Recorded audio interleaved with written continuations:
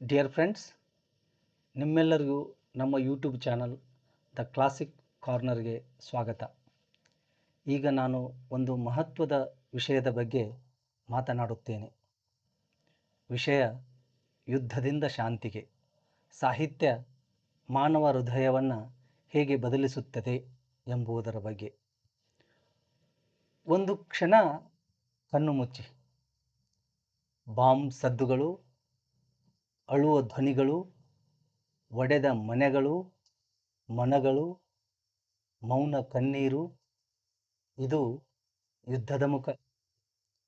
ಇನ್ನೊಂದು ಜಗತ್ತನ್ನು ಕಲ್ಪಿಸಿಕೊಳ್ಳಿ. ಜನರು ಮೃದುವಾಗಿ ಮಾತನಾಡುತ್ತಾರೆ, ಪ್ರೀತಿಯಿಂದ ಮಾತನಾಡುತ್ತಾರೆ, ಪರಸ್ಪರ ಅರ್ಥೈಸಿಕೊಳ್ಳುತ್ತಾರೆ, ಶಾಂತಿಯಿಂದ ಬದುಕುತ್ತಾರೆ. ಇದು ಶಾಂತಿಯ ಮುಖ. ಈ ಎರಡರ ನಡುವೆ ನಿಂತಿದೆ ಒಂದು ಮೌನ ಶಕ್ತಿ, ಅದುವೇ ಸಾಹಿತ್ಯ. ಯುದ್ಧ ರಣಾಂಗಣದಲ್ಲಿ ಆರಂಭವಾಗುವುದಿಲ್ಲ, ಅದು ಮಾನವ ಮನಸ್ಸಿನಲ್ಲಿ ಆರಂಭವಾಗುತ್ತದೆ. ಯುದ್ಧ ಅಹಂಕಾರ, ಕೋಪ, ಅಸಹನೆ, ದ್ವೇಷದಿಂದ ಆರಂಭವಾಗುತ್ತದೆ. ಸಾಹಿತ್ಯ ಕೆಲಸ ಮಾಡುವ ಸ್ಥಳ ಅದೇ, ಮಾನವ ಮನಸ್ಸು ಮತ್ತು ಹೃದಯ. ಆದ್ದರಿಂದ ಸಾಹಿತ್ಯ ಮನರಂಜನೆ ಮಾತ್ರವಲ್ಲ, ಅದು ಒಂದು ಪರಿವರ್ತನೆ.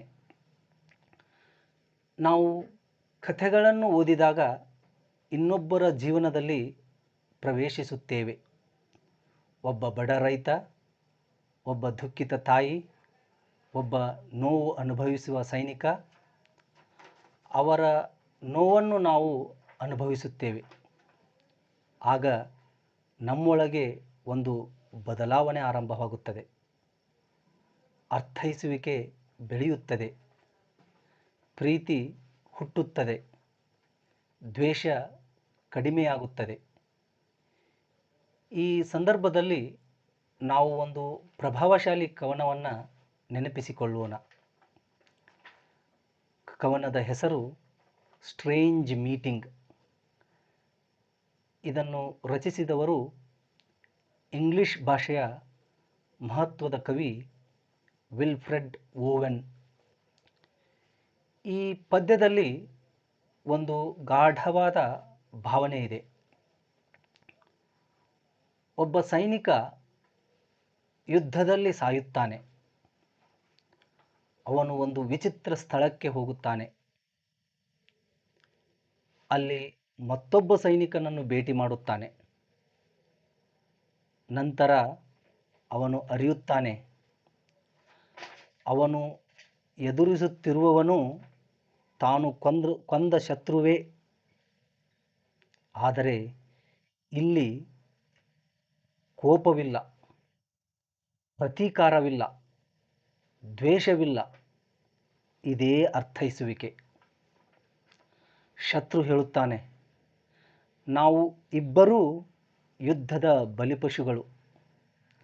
ನಮಗೂ ಕನಸುಗಳಿದ್ದವು, ನಮಗೂ ಉತ್ತಮ ಭವಿಷ್ಯವಿತ್ತು, ಆಶೆಗಳಿದ್ದವು, ಎಲ್ಲವೂ ನಾಶವಾಯಿತು. ಆ ಕ್ಷಣದಲ್ಲಿ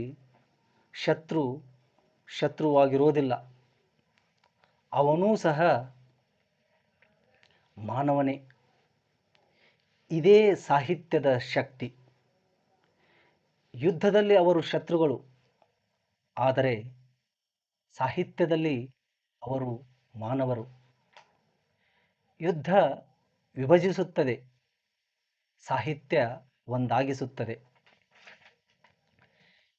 ಈ ಕವನ ನಮಗೆ ಹೇಳುವುದು ಏನು? ಯುದ್ಧ ಮಹಿಮೆ ಅಲ್ಲ, ಅದು ದುರಂತ. ಅದು ದೇಹವನ್ನಷ್ಟೇ ಅಲ್ಲ, ಕನಸುಗಳನ್ನು, ಮಾನವೀಯತೆಯನ್ನು, ಶಾಂತಿಯನ್ನು ಕೊಲ್ಲುತ್ತದೆ. ಇಂತಹ ಸಾಹಿತ್ಯವನ್ನು ಓದಿದಾಗ ನಾವು ಪ್ರಶ್ನೆ ಕೇಳಲು ಆರಂಭಿಸುತ್ತೇವೆ. ನಾವು ಏಕೆ ಹೋರಾಡಬೇಕು? ನಾವು ಏಕೆ ಒಬ್ಬರನ್ನೊಬ್ಬರು ನಾಶ ಮಾಡಬೇಕು? ಈ ಪ್ರಶ್ನೆಗಳೇ ಶಾಂತಿಯ ಆರಂಭ. ಶಾಂತಿ ಎಂದರೆ ಯುದ್ಧದ ಕೊರತೆ ಮಾತ್ರವಲ್ಲ, ಅದು ಸಹಾನುಭೂತಿ, ಸಹನೆ, ಕರುಣೆಯ ಹಾಜರಾತಿ. ಸಾಹಿತ್ಯವು ಈ ಮೌಲ್ಯಗಳನ್ನು ನಮ್ಮೊಳಗೇ ಬೆಳೆಸುತ್ತದೆ. ನಾವು ವಿವಿಧ ಸಂಸ್ಕೃತಿಗಳನ್ನು ಓದಿದಾಗ ನಾವು ಹೇಳುವುದನ್ನು ನಿಲ್ಲಿಸುತ್ತೇವೆ, ನೀನು ಬೇರೆ. ಬದಲಿಗೆ ಹೇಳುತ್ತೇವೆ, ನೀನು ನನ್ನಂತೆಯೇ. ಒಬ್ಬ ಮಗು ಉತ್ತಮ ಸಾಹಿತ್ಯವನ್ನು ಓದುತ್ತಾ ಬೆಳೆದರೆ ಅವನು ಸುಲಭವಾಗಿ ಹಿಂಸಾತ್ಮಕನಾಗುವುದಿಲ್ಲ. ಏಕೆಂದರೆ ಅವನು ಈಗಾಗಲೇ ಕಲಿತಿದ್ದಾನೆ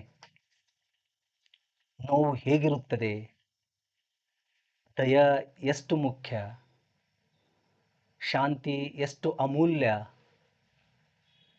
ಪ್ರೀತಿ ಎಷ್ಟು ಮುಖ್ಯ.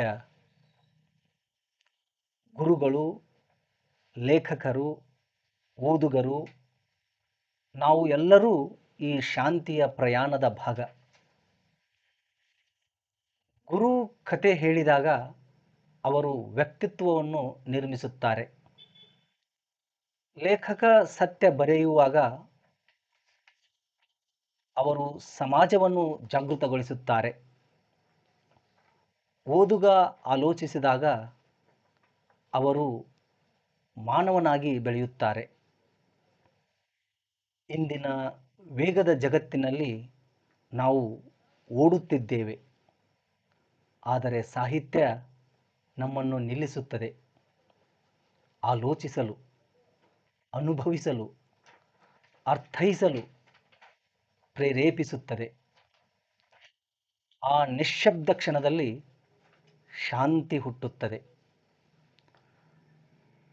ಕೊನೆಯಲ್ಲಿ ಒಂದು ಸರಳ ವಿಚಾರ: ಯುದ್ಧ ಮನಸ್ಸಿನಲ್ಲಿ ಹುಟ್ಟಿದರೆ ಶಾಂತಿಯೂ ಅಲ್ಲಿಯೇ ಹುಟ್ಟಬೇಕು. ಆಯುಧಗಳು ಕ್ಷಣದಲ್ಲಿ ನಾಶ ಮಾಡುತ್ತವೆ, ಆದರೆ ಪದಗಳು ನಿಧಾನವಾಗಿ ಗುಣಪಡಿಸುತ್ತವೆ. ಯುದ್ಧ ಶತ್ರುಗಳನ್ನು ಸೃಷ್ಟಿಸುತ್ತದೆ, ಸಾಹಿತ್ಯ ಮಾನವೀಯತೆಯನ್ನು ಸೃಷ್ಟಿಸುತ್ತದೆ. ಆದ್ದರಿಂದ ನಾವು ಹೆಚ್ಚು ಓದೋಣ, ಹೆಚ್ಚು ಅರ್ಥೈಸೋಣ, ಹೆಚ್ಚು ಹೃದಯದಿಂದ ಬದುಕೋಣ, ಹೆಚ್ಚು ಪ್ರೀತಿಯಿಂದ ಬದುಕೋಣ. ಏಕೆಂದರೆ ಶಾಂತಿಯ ಸಮಾಜ ಕಾನೂನುಗಳಿಂದ ಮಾತ್ರ ನಿರ್ಮಾಣವಾಗುವುದಿಲ್ಲ, ಅದು ಅರ್ಥೈಸುವಿಕೆಯ ಹೃದಯಗಳಿಂದ ನಿರ್ಮಾಣವಾಗುತ್ತದೆ. ಮತ್ತು ಅದನ್ನು ಮಾಡುವುದು ಸಾಹಿತ್ಯವೇ. ದ್ವೇಷಕ್ಕಿಂತ ಅರ್ಥೈಸುವಿಕೆಯನ್ನು ಆಯ್ಕೆ ಮಾಡಿ, ಆಯುಧಗಳಿಗಿಂತ ಪದಗಳನ್ನು ಆಯ್ಕೆ ಮಾಡಿ, ಯುದ್ಧಕ್ಕಿಂತ ಶಾಂತಿಯನ್ನು ಆಯ್ಕೆ ಮಾಡಿ. ನಿಮಗೆ ಶಾಂತಿಯುತ ದಿನವಾಗಲಿ. ಧನ್ಯವಾದಗಳು.